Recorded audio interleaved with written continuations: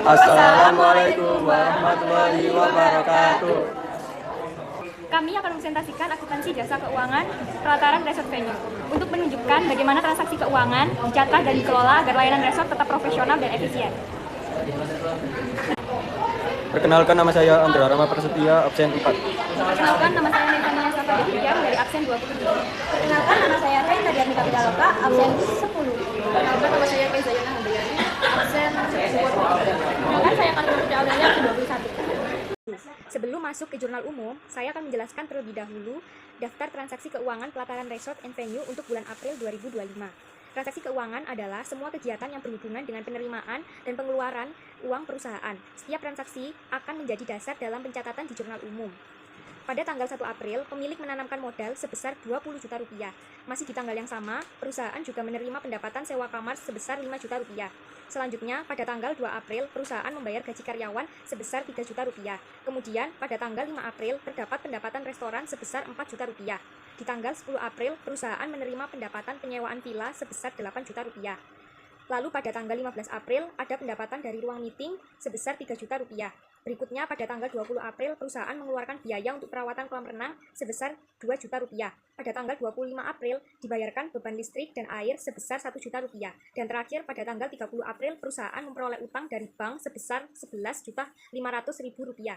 Semua transaksi ini akan kita gunakan sebagai dasar untuk menyusun jurnal umum agar dapat diketahui posisi keuangan perusahaan selama bulan April 2025. Baik, di sini saya akan menjelaskan tentang bukti transaksi.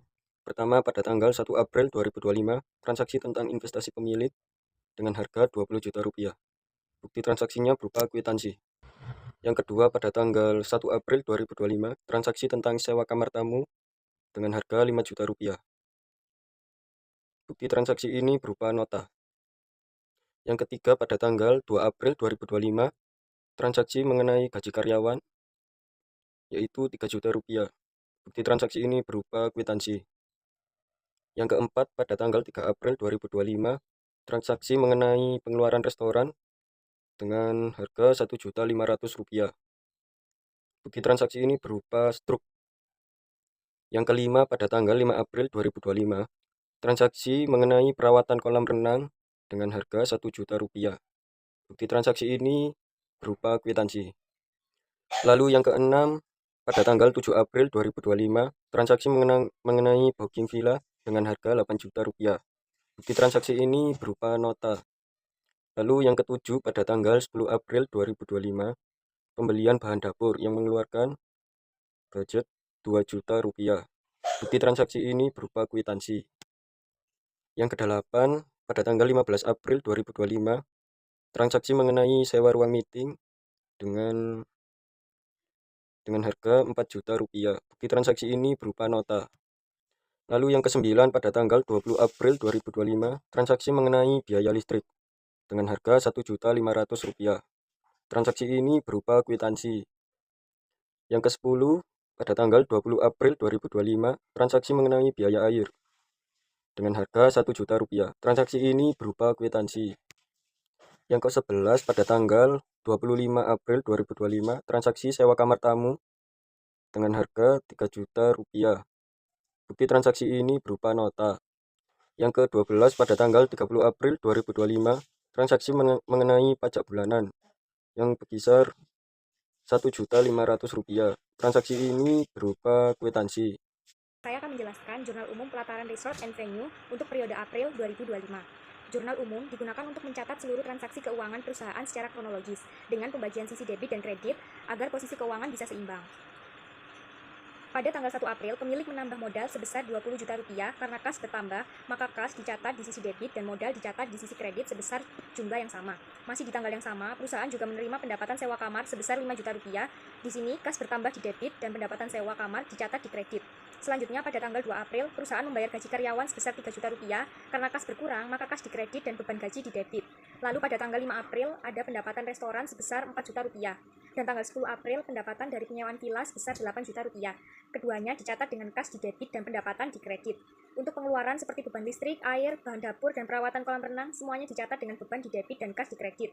Terakhir, pada tanggal 30 April, perusahaan menerima pinjaman dari bank sebesar Rp11.500.000. Maka kas dicatat di sisi debit dan utang bank di sisi kredit. Setelah semua transaksi dijumlahkan, total debit dan kredit sama besar, yaitu Rp63 juta. Ini menunjukkan bahwa jurnal umum yang dibuat sudah balance atau benar. Sekian penjelasan dari saya mengenai jurnal umum bulan April 2025. Kemudian saya akan menjelaskan buku besar. Yang pertama, akun kas nomor 101, yaitu mencatat seluruh penerimaan dan pengeluaran uang tunai selama bulan April. Kas bertambah dari pendapatan sewa dan restoran, serta berkurang karena pembayaran gaji, listrik, air, dan pajak. Di akhir periode, saldo kas tercatat sebesar 11.500.000. Yang kedua, akun modal nomor 301. Pada tanggal 1 April 2025, pemilik menyetor modal awal sebesar 20 juta ke dalam usaha. Modal ini menjadi sumber dana utama dalam menjalankan kegiatan operasional. Yang ketiga, akun pendapatan sewa nomor 401, yaitu pendapatan sewa berasal dari penyewaan kamar, villa, dan ruang meeting. Total pendapatan dari sewa selama bulan April mencapai 20 juta. Yang keempat, akun pendapatan lain nomor 402 diperoleh dari aktivitas restoran, yaitu sebesar 1.500.000. Yang kelima, akun beban gaji nomor 501, yaitu mencatat pengeluaran untuk membayar karyawan pada tanggal 2 April sebesar 3 juta. Ini termasuk salah satu beban operasional utama perusahaan. Akun beban listrik dengan nomor akun 502 tanggal 20 April membayar tagihan listrik sebesar Rp1.500.000. Selanjutnya, akun beban air dengan nomor akun 503 tanggal 20 April membayar tagihan air sebesar Rp1 juta. Selanjutnya, akun beban perlengkapan dengan nomor akun 504 tanggal 10 April biaya dapur sebesar Rp2 juta. Selanjutnya, akun beban lainnya dengan nomor akun 505 tanggal 5 April perawatan kolam renang sebesar Rp1 juta. Selanjutnya, akun beban pajak dengan nomor 506 30 April membayar biaya pajak sebesar Rp1.500.000. Saya akan menjelaskan tentang neraca saldo per April 2025. Nomor akun 101 kas itu masuk ke debit sebesar Rp43 juta. 201 utang bank masuk ke kredit Rp11.500.000. 301 modal masuk ke kredit Rp20 juta. 401 pendapatan sewa kamar tamu dikali 2 itu masuk ke kredit Rp8 juta. 402 pendapatan villa keluarga masuk ke kredit Rp8 juta. 403 pendapatan restoran untuk makan tamu itu masuk ke kredit Rp1.500.000. 404 pendapatan sewa ruang meeting masuk ke kredit sebesar Rp4 juta. 501 beban gaji masuk ke debit Rp3 juta. 502 beban listrik masuk ke debit Rp1.500.000. 503 beban air masuk ke debit Rp1 juta. 504 beban perawatan kolam renang masuk ke debit Rp1 juta. 505 beban bahan dapur masuk ke debit Rp2 juta. 506 beban pajak masuk ke debit Rp1.500.000. Jadi untuk total debit itu Rp53 juta dan untuk total kredit Rp53 juta, jadinya seimbang. Saya akan menjelaskan jurnal penyesuaian.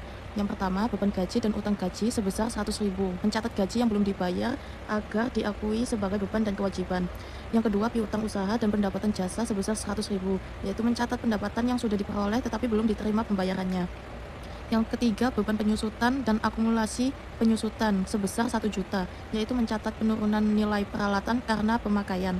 Yang keempat, beban piutang tak tertagih dan piutang usaha sebesar 20.000, yaitu mencatat piutang yang tidak bisa ditagih agar tidak lagi tercatat sebagai aset.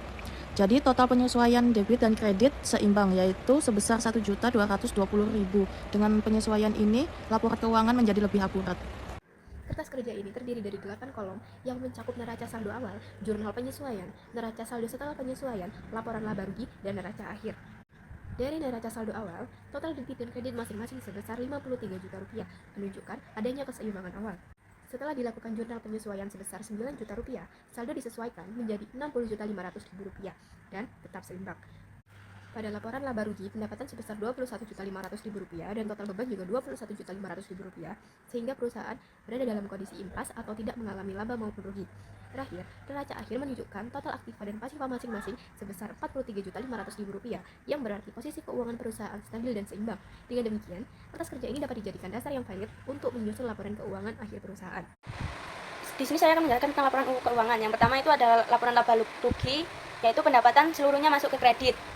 Untuk pendapatan pertama ada pendapatan sewa kamar tamu 8 juta rupiah. Yang kedua, pendapatan sewa villa keluarga 8 juta rupiah. Yang ketiga, pendapatan restoran 1.500.000 rupiah. Yang keempat, pendapatan sewa ruang meeting 4 juta rupiah. Total seluruh pendapatan itu 21.500.000 rupiah. Untuk bebannya, yang pertama ada beban gaji, itu 6 juta rupiah. 2. Beban listrik 3.500.000 rupiah. 3. Beban air 2 juta rupiah. 4. Beban perawatan kolam renang 2 juta rupiah. Yang kelima, beban bahan dapur 2.500.000 rupiah. Yang keenam, beban pajak 3.500.000 rupiah. Yang ketujuh, beban penyusutan peralatan 1 juta rupiah. Yang ke-8, beban penyusutan bangunan 1 juta rupiah. Total beban seluruhnya itu 21.500.000 rupiah. Jadi laba bersihnya untuk debit 0 rupiah dan untuk kredit juga 0 rupiah. Selanjutnya, laporan perubahan ekuitas, yaitu modal awal itu masuk ke kredit 20 juta rupiah. Laba bersih periode berjalan itu masuk ke kredit 0 rupiah. Prepaid jika tidak 0 rupiah. Modal akhir jadinya yang ada itu cuma di kredit 20 juta rupiah dan debitnya 0 rupiah. Yang terakhir, laporan posisi neraca. Untuk aset itu kas masuk ke debit 3 juta rupiah. Aset penyeimbang itu masuk ke debit 40 juta rupiah. Persediaan dapur itu masuk ke debit 500.000 rupiah. Akumulasi penyusutan peralatan itu masuk ke kredit 1 juta rupiah. Akumulasi penyusutan bangunan itu masuk ke kredit 1 juta rupiah. Total seluruh aset itu 43.500.000 rupiah. Untuk kewajiban dan ekuitas, utang bank itu masuk ke kredit 11.500.000 rupiah. Utang gaji masuk ke kredit 6 juta rupiah. Utang listrik dan air itu masuk ke kredit 2 juta rupiah. Utang pajak itu masuk ke kredit 2 juta rupiah. Total kewajiban masuk ke kredit 21 juta rupiah. Modal akhir itu 20 juta rupiah. Total kewajiban dan ekuitas itu 43 juta rupiah. Sekian presentasi dari kami. Wassalamualaikum warahmatullahi wabarakatuh.